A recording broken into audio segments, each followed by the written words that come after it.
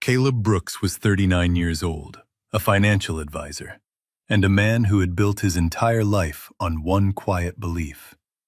If you work with honesty and patience, the world will eventually honor what you've built. He had been married for 14 years, and on the morning of the divorce hearing, he discovered just how much one person can quietly dismantle, while smiling at you over the breakfast table. What he was carrying into that courtroom would either protect his father's legacy forever or lose it in a single hour. The morning of the hearing at Fulton County Courthouse in Atlanta, Caleb woke at 5:15 a.m. Not because of nerves, because the kitchen faucet had been dripping since Tuesday and he couldn't sleep through it. He crawled out from under the old quilt his grandmother had stitched by hand, pulled on his work pants, and went to fix it. The same way he had fixed 100 things in 14 years of marriage, without being asked and without being thanked. He tightened the washer. The dripping stopped. He stood at the kitchen sink and looked out at the dark backyard. In the far left corner, near the wooden fence his father had built during a long-ago summer visit, there was a small oak tree. He had planted it 2 years ago in the dark, with a work light and his father's old garden spade. It was past his waist now, reaching toward his chest. He whispered to it, the way some men whisper to God. "Hold on a little longer, Dad. Just a little longer." By 9 o'clock, he was sitting inside courtroom 4B on the 4th floor of the Lewis R. Slayton Courthouse on Pryor Street, wearing the good navy suit he'd bought for his father's funeral 6 years ago. He had pressed it himself the night before, moving the iron slow and careful across the lapels the way his mother had once shown him. The manila envelope rested on his lap, thin, quiet, unassuming, like Caleb himself. Across the aisle, my wife sat beside her attorney, Marcus Hale, a sharp man in a charcoal suit who charged $450 an hour and spoke the way people speak when they have never once been told no. Cassidy's posture was perfect. Her expression said, "This is already over." Her mother sat in the gallery behind her, back straight as a church pew, hands folded in her lap. A respected woman in the West End community. Organized the annual food drive. Sang second soprano at New Jerusalem Baptist every Sunday morning. People trusted her. That was part of the problem. My wife leaned close to Marcus and said something Caleb couldn't hear. Then she laughed, quietly, privately, and turned her eyes across the aisle. When she saw the envelope resting in Caleb's hands, her smile froze. Just for a fraction of a second, barely a blink. But Caleb saw it. He did not look away. He did not return her smile. He held the envelope a little steadier and thought about his father. James Brooks had been a postal carrier for 31 years, walking routes in Pittsburgh's East Liberty neighborhood in boots that wore out every 18 months. He saved carefully and slowly, the way a man saves who knows no rescue is coming. When he died, he left Caleb 3 things: a wooden tool chest, a handwritten letter, and $87,000 in a savings account that no one else knew existed. The letter said, "Son, money can be lost. A reputation can be smeared. But what you build for the people who come after you, that is something no one can take." 2 years before this morning, Caleb had used that $87,000, combined with $45,000 of his own savings, to purchase a 2-story brick building on Auburn Avenue in Atlanta's historic Sweet Auburn district. He planned to renovate it slowly, on weekends, with his own hands and whatever help the community could give, and turn it into a financial literacy center for Black children. A place where a teenager from Vine City or Mechanicsville could come on a Saturday morning and learn how to open a bank account, understand compound interest, protect a paycheck from the very first day they earned one. He'd wanted to surprise Cassidy with something finished, something she could walk through and feel proud of. He never got that chance. The courtroom was filling up now. Someone in the gallery coughed. A bailiff shifted his weight. Brielle Washington, Caleb's attorney, set her legal pad squarely on the table and uncapped her pen with a quiet, deliberate click. She had been through her own divorce. Her ex-husband had hidden a business partnership from her for 4 years. She understood exactly what it meant to carry evidence in silence and wait for the right moment. She glanced at Caleb and gave the smallest nod. He breathed in, breathed out. The clock above the bench read 9:08 a.m. Outside, rain was falling steadily on Pryor Street, drumming against the tall courthouse windows in long, even sheets. It was the kind of Atlanta rain that makes the city feel both tired and cleansed at the same time. Caleb sat with his envelope, his silence, and 14 years of patience. And he waited. What was inside that envelope, and why did Cassidy's smile freeze the moment she saw it? Stay with us. The answer changes everything. If you were Caleb, would you have stayed quiet or confronted her that night in the garage? Type 1 for stay quiet, or 2 for confront her. People who know Caleb Brooks will tell you the same thing. He doesn't talk much, but he notices everything. He noticed the September evening 2 years into the Sweet Auburn project when my wife stopped asking about it. She used to ask, "How's the building coming? When can I see the plans?" The way a person asks about something they're genuinely invested in. Then one day the questions simply stopped. And the silence that replaced them had edges to it. A texture. The kind of silence that isn't absence. It's something actively withheld. He noticed how her phone always faced down on the kitchen counter when he walked into a room.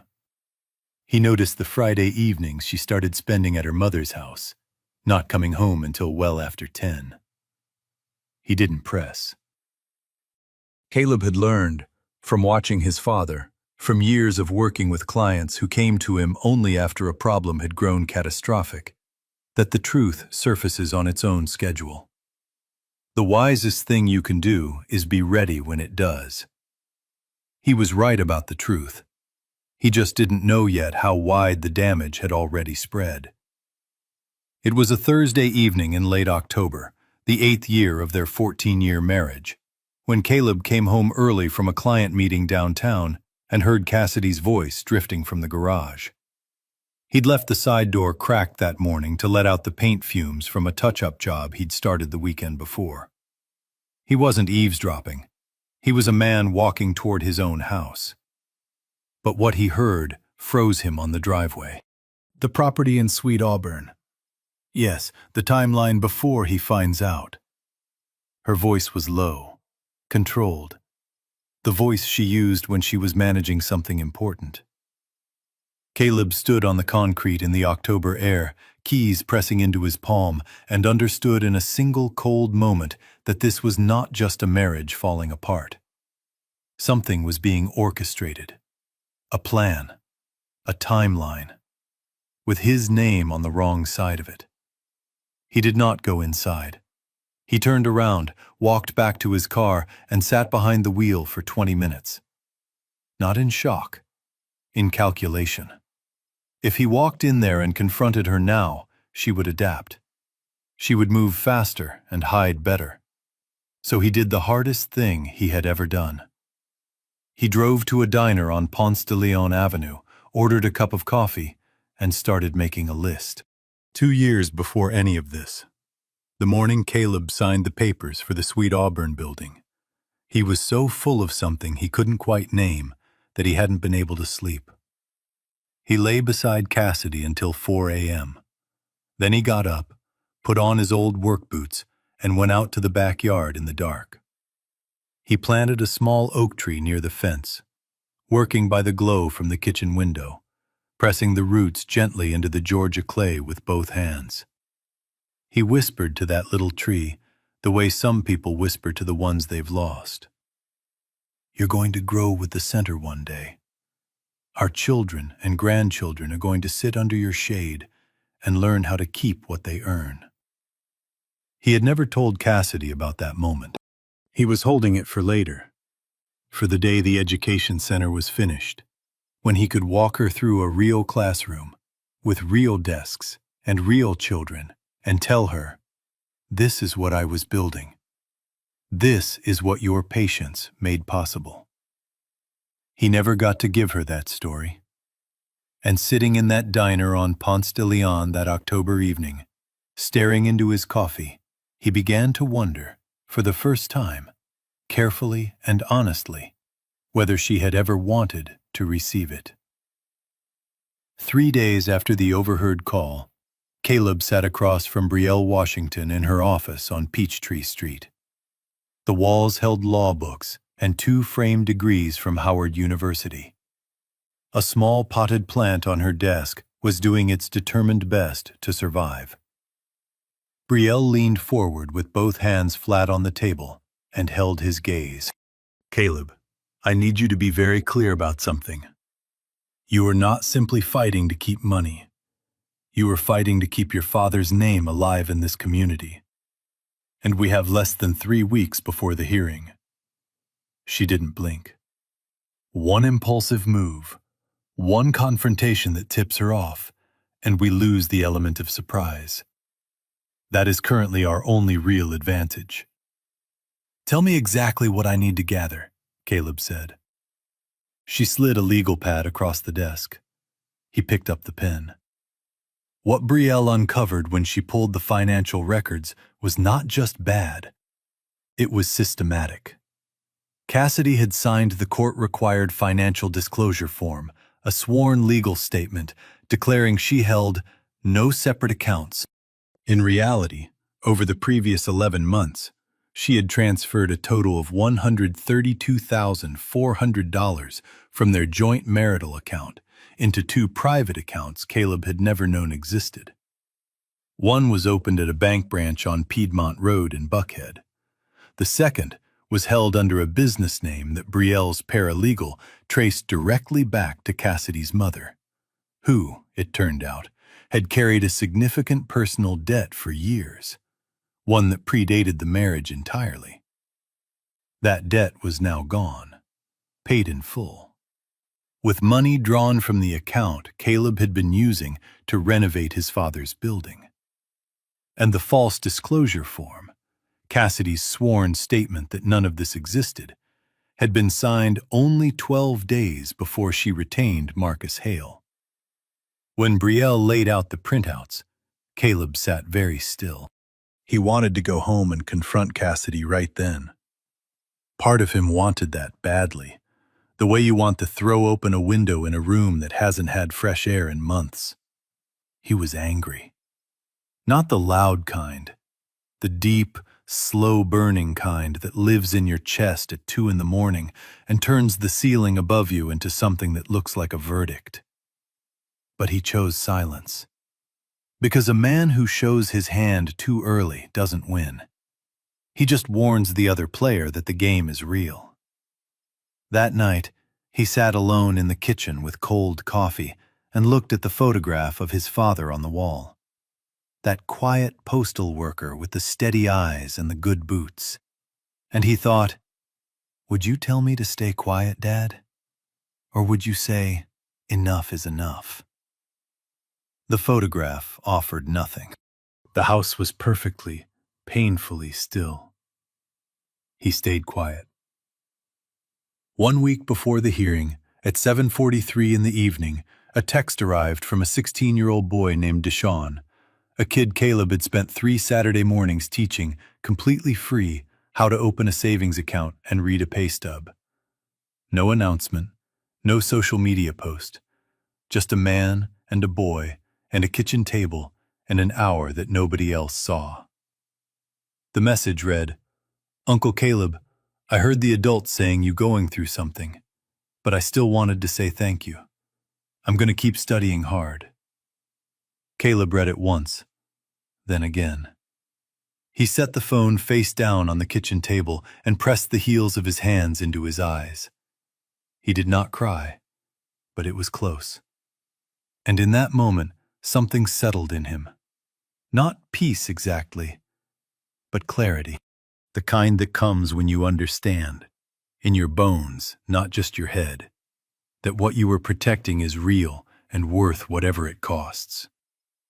Caleb walked into that courtroom the next morning, carrying 14 years of patience, one thin manila envelope, and a piece of evidence that Cassidy never expected him to find. What happened the moment Brielle stood and spoke, and how the judge's face changed when she read those documents, is something that courtroom will not forget for a long time. The rain had not let up by the time Judge Anita Freeman entered courtroom 4B. Everyone stood. The judge was a compact woman in her early 60s, with close-cropped silver hair and reading glasses worn low on her nose. The way teachers wear them when they want to see both the paper and the person at the same time. 19 years on the Fulton County bench, known for three things: running a tight courtroom, a deep command of property and estate law, and zero tolerance for people who treated her time carelessly. She settled into her chair, adjusted her robe, and looked out at the room. "Be seated." The gallery settled. Roughly 20 people, most from the West End community, most there because of Cassidy's mother, who had made certain that word traveled. Caleb recognized a few faces. The man who ran the barber shop on Lee Street. Two women from New Jerusalem Baptist. A neighbor from Brookhaven Avenue who had always been polite to his face. He folded his hands over the envelope and looked straight ahead. Marcus Hale opened for the petitioner. He was skilled. Caleb would give him that. He moved through his argument with the clean momentum of a man who had never once been surprised by an outcome. He described my wife as a devoted partner who had supported Caleb's ambitions for 14 years, while her own career as an event planner was routinely set aside. He argued that the Sweet Auburn building was a marital asset, purchased during the marriage, subject to equitable division under Georgia law. He used the word sacrifice 4 times in 9 minutes. Cassidy sat beside him, composed and still, hands folded, her expression carrying the specific kind of calm that, if you didn't know what was underneath it, looked precisely like innocence. Caleb had lived beside that expression for 14 years. He knew exactly what it was covering. Brielle Washington stood. She thanked the court. She acknowledged opposing counsel. She was unhurried in the way that genuinely prepared people are unhurried, not performing patience, simply not needing to rush. "Your Honor, we would like to submit a document into evidence." She nodded toward Caleb. He lifted the envelope from his lap, carefully with both hands, and carried it to the evidence table.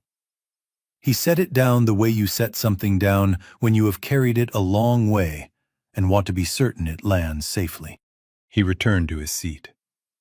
The bailiff carried the envelope to the bench. Judge Freeman opened it without hurry. She read, first quickly, to get the shape of the thing, then returned to the top of the second page and read it again with a stillness that made the entire courtroom go quiet in a way that was almost physical. She set the papers down. She looked up. She looked directly at Cassidy. "Mrs. Brooks," she said, in a voice that was entirely level, and therefore somehow more unsettling than a raised one. "Are you aware that what you signed constitutes a false sworn statement under Georgia law?" 4 seconds of silence. It felt like 4 minutes. Somewhere behind Caleb, a woman exhaled. A slow, involuntary release she'd been holding without knowing it. In the gallery's second row, Cassidy's mother sat up even straighter, which no one in that room had imagined was physically possible. Marcus Hale leaned close to Cassidy and said something barely audible. She gave a short, tight shake of her head. The hand resting near her legal pad was not quite still anymore. Cassidy's smile was gone. In its place was something Caleb had never seen on her face in 14 years of marriage. Not quite fear. More like the expression a person makes when they step onto a floor they were certain was solid and feel it give just slightly beneath their weight.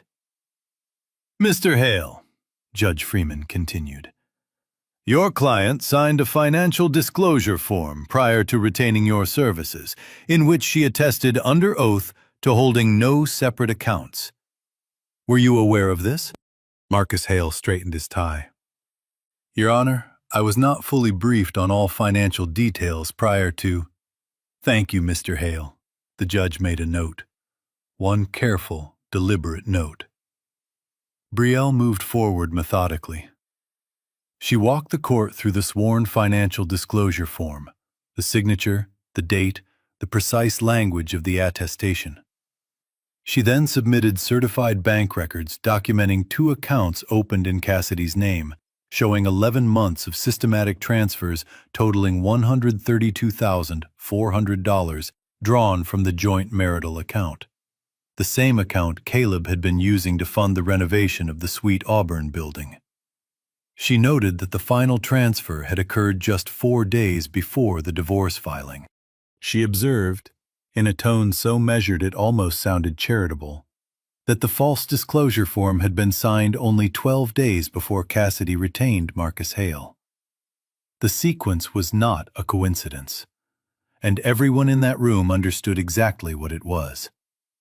Caleb sat very still. He was not triumphant. That surprised him. On more than one sleepless night in the quiet house on Brookhaven Avenue, he had imagined that when this moment came, it would feel like relief, like a pressure finally lifted.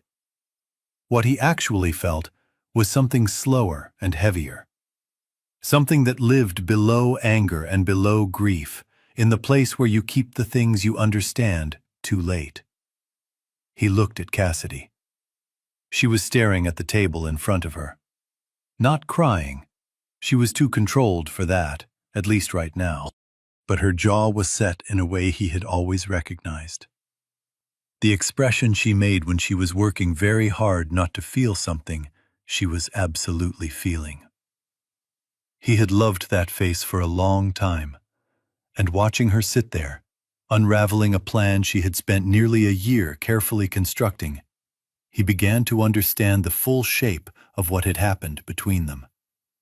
Not just the betrayal, but the wound underneath it. Cassidy had not simply stopped loving him and decided to take something on her way out.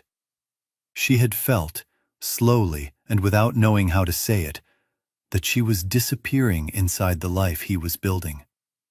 That she was standing beside something enormous and entirely his, and there was no room carved out for her inside it.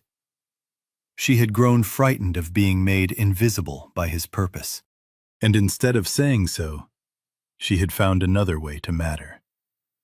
He understood that now. He wished he had understood it 5 years ago.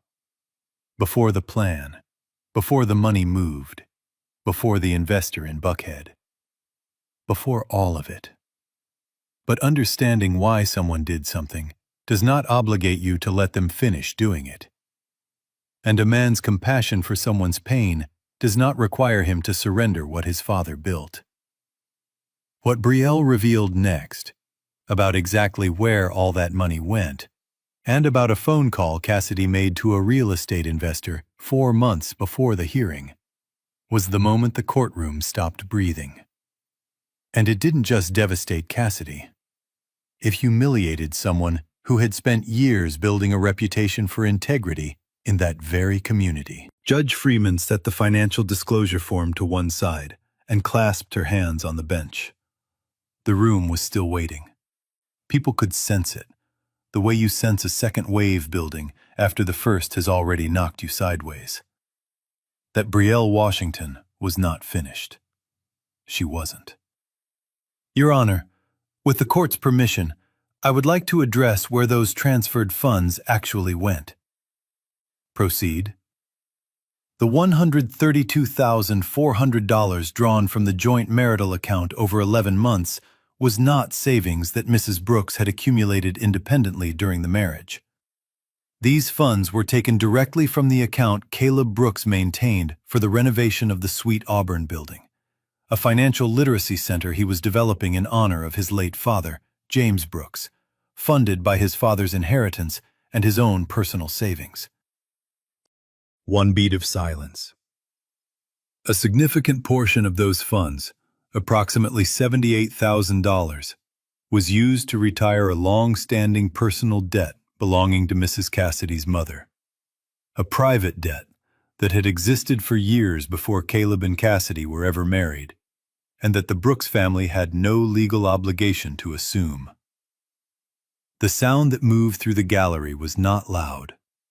It was the kind of sound a room makes when 20 people arrive at the same understanding simultaneously, and none of them want to be the first to say it aloud.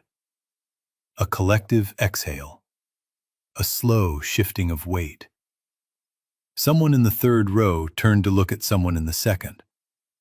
Cassidy's mother did not move, but the color drained from her face with such completeness that she looked like a different woman than the one who had walked into that courtroom 90 minutes earlier. The community standing she had, carried like a string of fine pearls, earned over decades of church service and neighborhood trust, looked suddenly very fragile in that light. The man from the barber shop on Lee Street leaned slightly forward in his seat. One of the women from New Jerusalem Baptist pressed her lips together and looked at the floor. Cassidy turned and glanced at her mother. Involuntary. Half a second. The kind of look your eyes make toward the thing you are working hardest not to look at. But everyone who needed to see it saw it. Cassidy's mother gave the faintest shake of her head. Not here. Cassidy faced front again. Her posture remained correct. Her expression had been carefully reconstructed into something neutral. But her hands, folded on the table in front of her, were pressing together with a force that had whitened her knuckles. Marcus Hale kept his face professionally blank, but Caleb noticed that his pen had stopped moving entirely. "There is one additional matter," Brielle said. The room went quieter still. The kind of quiet that has a physical pressure to it, the way the air changes just before weather shifts. 4 months ago, Mrs. Brooks made direct contact with a real estate investor based in the Buckhead area of Atlanta. The purpose of that contact was to explore the potential sale of the Sweet Auburn building. During that communication, Mrs. Brooks signed a temporary authorization form, without her husband's knowledge and without his signature, indicating her willingness to proceed with sales negotiations on his behalf. Brielle held the document up in a clear sleeve so the bench could see it plainly. This form was not filed through any legal channel. It was provided voluntarily to our office by the investor himself, upon learning that the property in question was already the subject of active divorce proceedings. The murmuring in the gallery rose past the point where a look could contain it. Judge Freeman let it run for 3 full seconds. Then, without raising her voice at all, "Order." The room fell silent like a curtain dropping. She was reading the authorization form now, slowly. Her expression, which was normally as readable as a closed door, had taken on something particular. Not dramatic anger, something quieter and more permanent than that. The look of a person who had hoped not to see something like this again, and was now looking directly at it. She set the document down. She looked at Marcus Hale. She looked at Cassidy. Then, briefly, pointedly, she let her gaze move to the gallery, to the row where Cassidy's mother sat with her hands still folded and her face still composed. "Mrs. Brooks," the judge said, Do you understand the full scope of what has been submitted to this court today? Marcus Hale leaned in. Your Honor, my client, I asked Mrs. Brooks. A silence. Then Cassidy's voice, careful and very thin. I understand, Your Honor. Good, said the judge. And the single word landed in the room like a closed door. Caleb stared at his hands. He had known about the Buckhead investor for weeks. Brielle had told him the moment her paralegal traced the authorization form to its source. He had sat with that information the way you sit with a diagnosis you've been half expecting. Not in disbelief, just needing time for the full shape of it to settle into something real. Because this was the detail that had broken something in him that the missing money and the false documents had not. This. The building his father's savings had helped purchase. The place where Caleb had planned to put a small bronze plaque beside the front door with his father's name on it. Cassidy had been prepared to hand it to a real estate developer in Buckhead for a cash settlement. Not because she hated the project. He had thought about this long and honestly, and he genuinely believed she didn't hate it. He believed she had simply never been able to see it the way he saw it. She had looked at a 2-story brick building on Auburn Avenue and seen a marital asset. A number. A line in a settlement document. She had never seen what he saw. His father's voice still present in that space. A room full of children who deserve to know how money works before the world teaches them the hard way. A neighborhood that had built something extraordinary once and had every right to do it again. The gap between what she saw and what he saw was not new. It had been there for years, growing quietly in all the space between the things he had never found the words for. He had kept telling himself he would explain it when the building was ready. When he could show her instead of tell her. He had waited too long to let her in, and she had stopped waiting to be let in at all. Cassidy finally looked at him, not with her courtroom expression, not with the face she managed for public consumption. With something underneath all of that, raw and uncertain and stripped of its usual composure, that Caleb recognized, after 14 years, as the closest thing to honesty she had shown in a very long time. He didn't look away. He didn't offer anger or contempt or comfort, because none of those would have been entirely honest. He simply looked back at her the way a man looks at something he once loved and is only now, in this moment, beginning to see clearly. Then he returned his eyes to the bench. Outside on Pryor Street, Atlanta moved through its ordinary morning without pausing for any of this.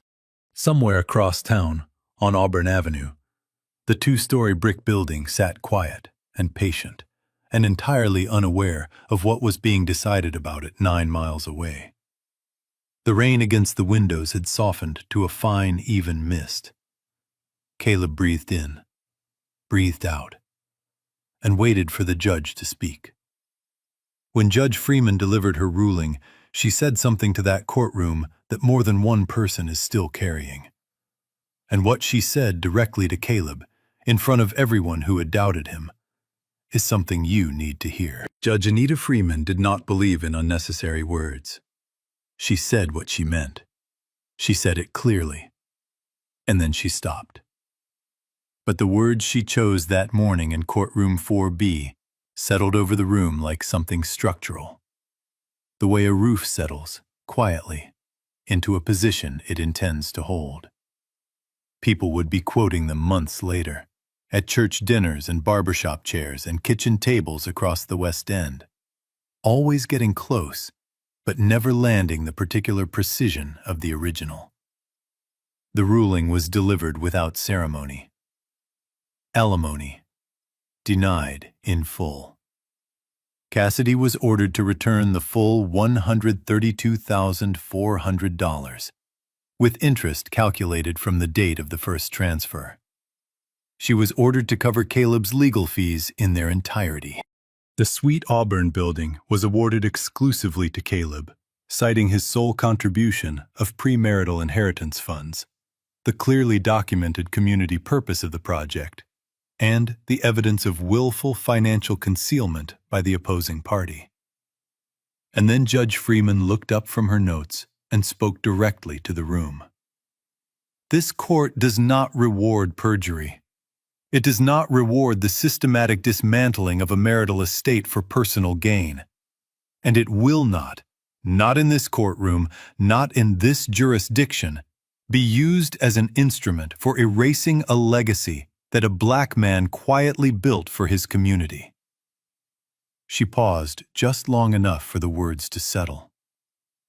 Mr. Brooks, your father's name will not leave Auburn Avenue today. Caleb did not move when she said it. He felt Brielle's hand touch his arm briefly. Somewhere in the gallery behind him, a sound moved through the room. Not applause, the judge would never have permitted that, but something like the collective exhale of people who had been holding their breath for a very long time and had finally been told they could let go. He kept his eyes on the bench. Court is adjourned. The gavel came down. In the gallery, Cassidy's mother gathered her purse and stood with slow, careful movements. The movements of a woman trying not to draw the attention of a room where every eye had already found her. She did not look at Caleb. She did not look at anyone she knew. She moved toward the exit with a posture that was still technically upright, but had lost something essential. That absolute surety that had carried her through every community gathering, every church event, every room she had ever entered for 30 years. The man from the barber shop on Lee Street watched her go. He said nothing. He didn't have to. In the hallway, Caleb stood by the tall windows overlooking Pryor Street and let the sound of the building settle around him. The rain had stopped. The wet pavement caught the afternoon light in long silver ribbons. A city bus rolled through a puddle near the corner and sent up a slow white fan of water that rose and fell and disappeared. An older woman from New Jerusalem Baptist approached him, small, with white hair and hands that had the particular look of hands that have worked their whole lives without apology. She touched his arm. "Son," she said quietly, "Cassidy's mother told us a lot of things about you these past few months. I want you to know. We know now who was really telling the truth." He nodded. He couldn't quite speak yet. She patted his arm once, firmly, the way grandmothers do when words aren't the point, and walked away. He drove home alone, up through Ponce de Leon, past the magnolias that were well past their peak now, the last of the white petals browning softly on the sidewalks. He drove with both hands on the wheel and the radio off, the way his father used to drive when he had something he needed to think all the way through. When he got home, he hung the good suit back on its wire hanger, changed into his old work pants and boots, and went out to the backyard. The north section of the fence needed repainting.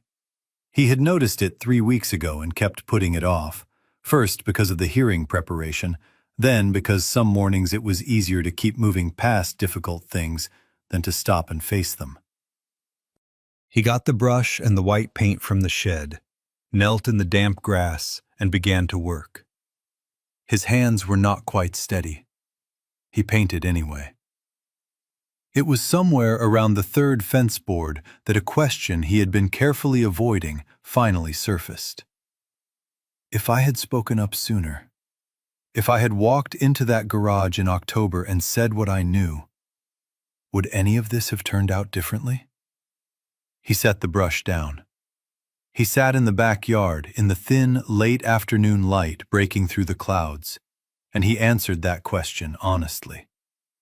With no comfort, no softening. Maybe if he had learned earlier to let people inside what he was building, Not just fix the faucet and plant the tree in the dark and press his own suit and show up quietly for everyone except his own wife. Maybe Cassidy would not have felt so far from the center of his life. Maybe she would have known she was part of what he was protecting, not just living beside it. That thought sat heavy. It was not guilt exactly, but it wasn't nothing either. A man who is honest with himself has to hold both truths at once. The genuine wrong done to him, and the genuine places where he went quiet when he should have spoken. He picked up the brush. He thought about Deshaun, about a 16-year-old boy who had taken 3 Saturday mornings to learn something that would protect him for the rest of his life, and who had bothered to send a thank you into what he knew was a difficult time. He thought about the children who would walk through the doors on Auburn Avenue someday and never know that this particular afternoon existed. This man on his knees in the Georgia clay, hands unsteady, painting a fence, asking himself the hardest question. That's all right, he thought. Some things don't need to be witnessed to matter. He kept painting until the light ran out.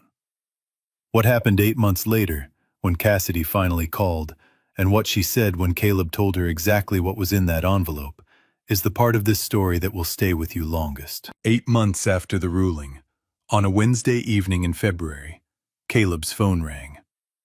He was sitting at the kitchen table, not the back porch, not the backyard. Just the kitchen, where ordinary life happens. He had made himself a proper dinner for the first time in weeks, and the dishes were still in the drying rack, and there was a legal pad on the table with 3 pages of renovation notes for the Sweet Auburn building. Real notes now. Contractor estimates, electrical plans, a room layout for the first Saturday morning class. He looked at the screen. Cassidy. He let it ring once. Then he answered. She was crying. Not the performing kind. Actually crying. The way grief sounds when it has finally stopped being managed. Uneven, catching on itself, stripped of all the careful presentation she had maintained for so long. She apologized. She said she had started therapy 3 months ago. She said she was beginning, slowly, with real difficulty, to understand what she had done, who she had hurt, and how far the damage had traveled past what she had ever intended. He listened.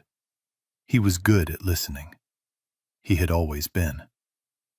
When she finished, he was quiet for a moment. Then he said, "Cassidy, the envelope I handed to the judge that day, it didn't only contain the financial disclosure form." He heard her breathing slow.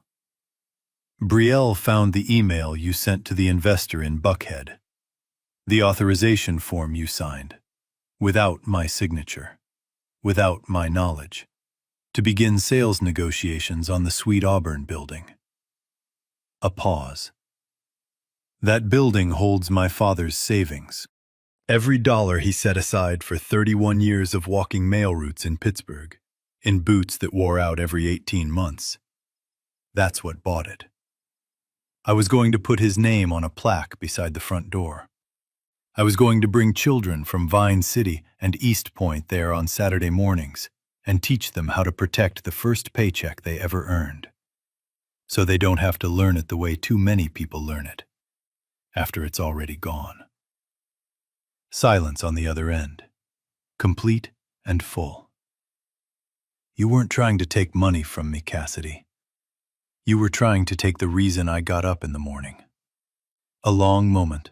Then, quietly, she said, "I know." 2 words, and in them, finally, after everything, something Caleb had not heard from my wife in years. Not strategy, not the careful version of herself she showed the world. Just 2 words that meant exactly what they said, with nothing behind them except the plain, tired weight of truth.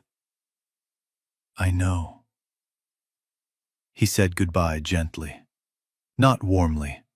Warmth would not have been honest. But gently. Because this woman had once been someone he loved. And because a man who has been through what Caleb had been through understands, eventually, that grace and trust are not the same thing. You can offer one without restoring the other. He set the phone on the kitchen table. He looked at the renovation notes on the legal pad. Then he looked out the window at the backyard, though it was dark now, and he could only see his own reflection in the glass. Somewhere out there, past the darkness, was the oak tree. Bare in February, as all oak trees are in February in Georgia. Patient the way young trees are patient. Not yet the shade he had promised it would become. But growing. Always growing. "I'm going to keep it, Dad," he said quietly, to no one and to everyone at once. "I'm going to keep it." The next morning, at 8:17 a.m., a text arrived. Deshaun. "Uncle Caleb, I heard you won the case. I'm proud of you. I'm going to try to become a man like you." Caleb read it standing at the kitchen counter, coffee finishing in the pot. Morning light coming through the window at an angle that made everything in the room look clean and new. He read it twice. Then he set the phone down, picked up the legal pad from the table, and got back to work. Not because everything was fine. Not because the loss didn't still sit in him like a stone. But because there was a building on Auburn Avenue waiting for Saturday mornings. And there was a boy who was watching.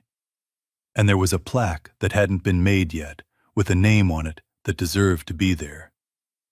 That was enough. This story reminds us of something most of us already know, but rarely say out loud.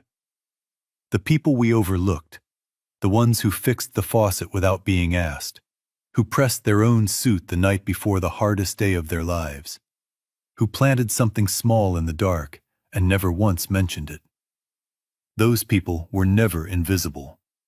We just stopped looking. If you are sitting alone tonight in a house that used to hold more noise, try this. Find one object that belonged to someone you loved and set it somewhere you will see it tomorrow morning. Not as a shrine, as a reminder that what they built in quiet, in the daily, unheroic, unwitnessed hours, is still standing, still worth protecting, still yours to carry forward. That is not a small thing.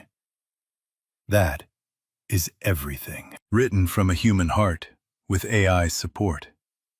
This story only hopes to send you a warm message. Kindness is never wasted, and even when the world feels harsh, there is always the light of justice and beautiful things quietly returning to those who are kind. Production team, story and screenplay by Quinn Fung. Character development and visual conceptualization by Chris Nguyen. Video scripting and scene adaptation by David Nguyen. A passionate team dedicated to bringing this story to life.